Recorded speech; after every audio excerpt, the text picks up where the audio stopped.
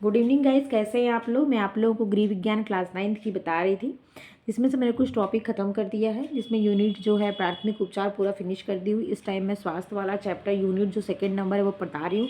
इसमें आप लोगों को क्या बता रही हूँ, तो इस टाइम हम आप लोगों को प्रदूषण बता रहे हैं। और प्रदूषण के भी लास्ट चरण पे ही चल रहा है, क्योंकि इसमें मैंने जल, आपको वायु और मृदा प्रदूषण के बारे में कारण, उपाय, सारी चीज़ें बता दी हैं। आज आपको क्या बताना है, रेडियोधर्मी प्रदूषण और रासायनिक प्रदूषण के बारे में। तो देखिए, रेडियोधर्मी प्रदूषण क्या होता है। आज विश्व में परमाणु हथियारों की होड़ बढ़ती जा रही है, जिसके कारण नित नए नए भूमिगत परमाणु परीक्षण किए जा रहे हैं। इन परीक्षणों के समय जो विस्फोट होता है उसमें रेडियोधर्मी विकिरण होता है, जिससे भूमि, जल, वायु सभी प्रदूषित होते हैं। रेडियोधर्मी प्रदूषण अन्य सभी प्रदूषणों में सबसे भयंकर प्रदूषण है, जिसके प्रभाव को रोकना भी कठिन होता है। जैसे देखे थे आपने, जापान में जो जगह है हिरोशिमा और नागासाकी पर अमेरिका द्वारा क्या किया था, परमाणु ब्लास्ट किया गया था, परमाणु बम छोड़े गए थे, जिसका क्या होता अभी तक वहाँ की जो पीढ़ियाँ हैं, जो आने वाली जनरेशन, वो क्या होती, विकलांग पैदा होती है। ठीक है, तो यही चीज़ बताया गया कि इसका क्या होता है, इसका इफेक्ट जो होता है जीन पे होता है, उनकी जीन पे इसके इफेक्ट पड़ जाते हैं और वो एक पीढ़ी से दूसरी पीढ़ी में क्या होते हैं, हस्तांतरित होते रहते हैं। तो वही बताया जा रहा है कि रेडियोधर्मी प्रदूषण अन्य सभी प्रदूषणों में सबसे अधिक भयंकर प्रदूषण है, जिसके प्रभाव को रोकना भी कठिन होता है। इसके प्रदूषण के कारण प्राणियों में पीढ़ी दर पीढ़ी विकलांगता और आनुवंशिकता रोग आ जाते हैं। रेडियोधर्मी प्रदूषण के कारण परमाणु बम के प्रयोग से रेडियोधर्मी में विकिरण फैल रहा है। परमाणु ऊर्जा केंद्रों से निकलने वाली राख व कचरा इत्यादि प्रदूषित होता है। यह जहां दबाया जाता है वहां की भूमि में रेडियोधर्मी विकिरण फैल जाता है। रेडियोधर्मी प्रदूषण से बचाव के उपाय। रेडियोधर्मी प्रदूषण से बचाव हेतु निम्न उपायों को प्रयुक्त किया जाना चाहिए। परमाणु विस्फोटों पर पूर्ण प्रतिबंध लगाया जाना चाहिए। रेडियोधर्मी पदार्थ के विसर्जन के लिए कुछ नई युक्तियाँ निकाली गई हैं। इनमें से इन पदार्थों को निपटाने के लिए समुद्र ही उपयुक्त माना गया है।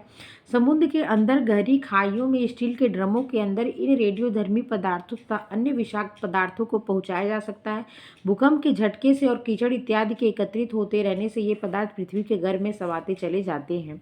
रासायनिक प्रदूषण। रासायनिक प्रदूषण का अर्थ आपने अभी तक क्या कहा, रेडियोधर्मी, रेडियो एक्टिव प्रदूषण, जिसका आपको सबसे बढ़िया एग्जाम्पल आप कह सकते हैं कि जो जापान में जो स्थान है हिरोशिमा और नागासाकी, वहाँ पे अमेरिका द्वारा क्या किया था, परमाणु विस्फोट किया गया था, जिसका इफेक्ट क्या है आज तक वहाँ देखने को मिलता है। वहाँ पे पीढ़ी दर पीढ़ी जो है वहाँ की क्या है, जनरेशन क्या होती है, विकलांग पैदा होती है। इसका असर उनकी जीन पे हो जाता है, उनके डीएनए में हो जाता है, जो क्या होता है एक पीढ़ी से दूसरी पीढ़ी पर स्थानांतरित होते रहता है। रेडियो एक्टिव पॉल्यूशन जिसे कहते हैं, रेडियोधर्मी।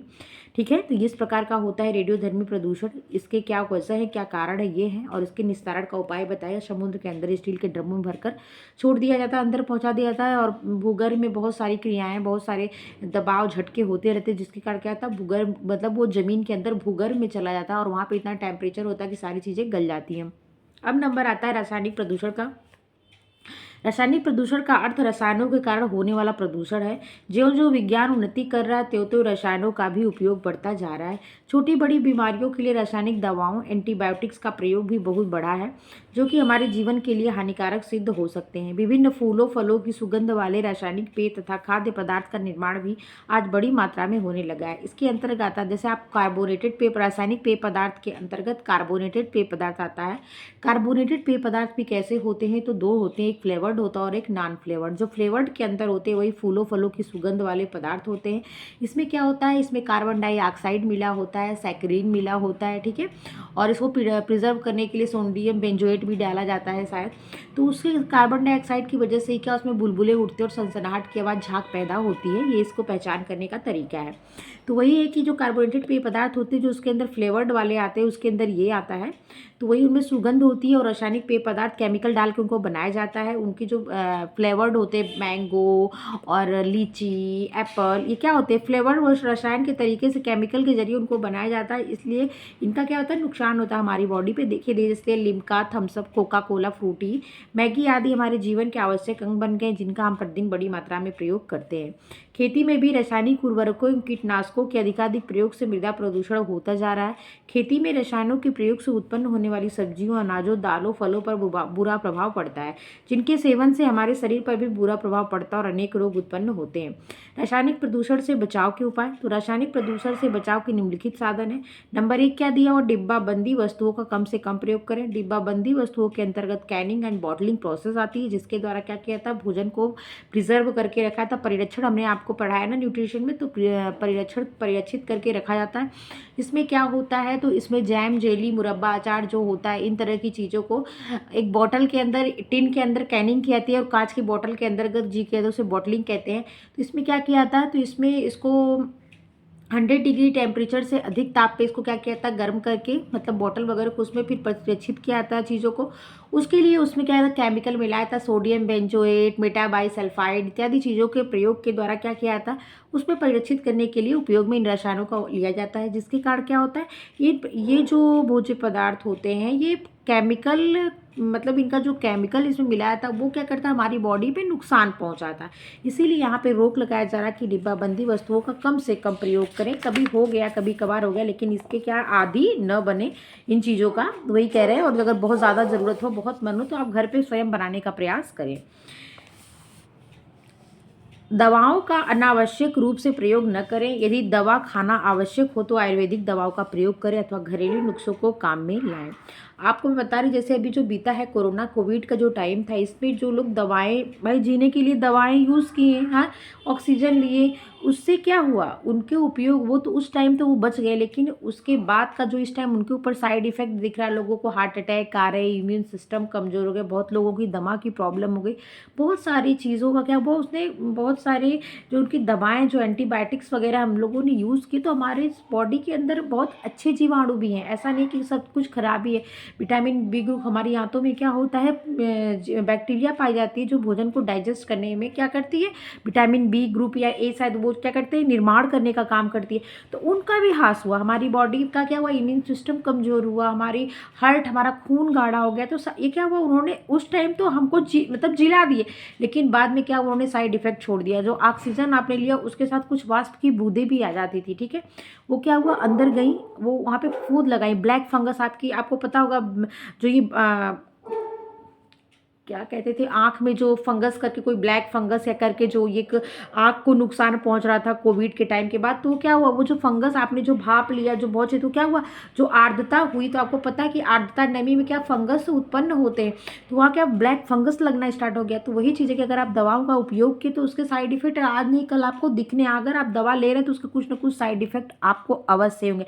जैसे अगर आप पेन किलर खाते हैं, कहीं दर्द हुआ, आपने पेन किलर खाया, तो पेन किलर आपने खाया, आपके दर्द तो रुक गए, लेकिन पेन किलर खाना बहुत नुकसान है, वो किडनी पे आपके क्या होता है, सबसे ज़्यादा असर डालता है, आपकी किडनी पे, आपके हार्ट पे क्या करता है, किडनी वगैरह फेल हो जाती है इन दवाओं के कारण। अगला है, दूध आदि से निर्मित शीतल पेयों का ही प्रयोग करें, आयुर्वेदिक दवाओं का प्रयोग करें, घरेलू नुस्खों का प्रयोग करें। लेकिन जो कुछ ऐसी बीमारियां होती हैं जो क्या होती है, साध्य नहीं होती हैं, जिनके उपचार के लिए आपको दवाओं पर, जैसे अगर आपके हार्ट ब्लॉक हो गए हैं तो घरेलू नुस्खों का करना ठीक है, लेकिन अगर आपको कोई तुरंत क्विक एनर्जी, क्विक मतलब मेडिसिन की ज़रूरत है, क्विक इलाज, मतलब क्विक इलाज की, तुरंत इलाज की ज़रूरत है, तो आप उस टाइम घरेलू नुस्खे और आयुर्वेदिक दवाओं का सहारा नहीं लीजिएगा कि नहीं बुक में लिखा था। ऐसी बात नहीं, जहाँ तुरंत जीवन की बात हो तो वहाँ पहले अपने जीवन की रक्षा की बात आती है, बाद में उनके साइड इफेक्ट देखे जाते हैं। सौंदर्य प्रसाधनों में हल्दी, चंदन, मतलब इनके कहने का मतलब बुक का ये कि ज़्यादा से ज़्यादा आपको क्या है, प्रकृति पे डिपेंड होना चाहिए, प्राकृतिक चीज़ों का उपयोग करना चाहिए, केमिकल की चीज़ों से बचना चाहिए। जितना आप केमिकल की चीज़ों से बचेंगे उतना उनका उत्पादन भी रुकेगा। अगर आपकी डिमांड है तो उनका प्रोडक्शन हो रहा है, तो प्रोडक्शन से क्या हो रहा है, हमारी प्रकृति को हार्म हो रहा है। बस इनका कहने का इतना सा मतलब है यहाँ पे। सौंदर्य प्रसाधनों में हल्दी, चंदन, पुष्पराग, महावर आदि प्राकृतिक सौंदर्य पदार्थों का प्रयोग करें। शैम्पू और साबुन के स्थान पर रीठा, मुल्तानी मिट्टी, हल्दी, बेसन आदि के उपटन का प्रयोग करना चाहिए।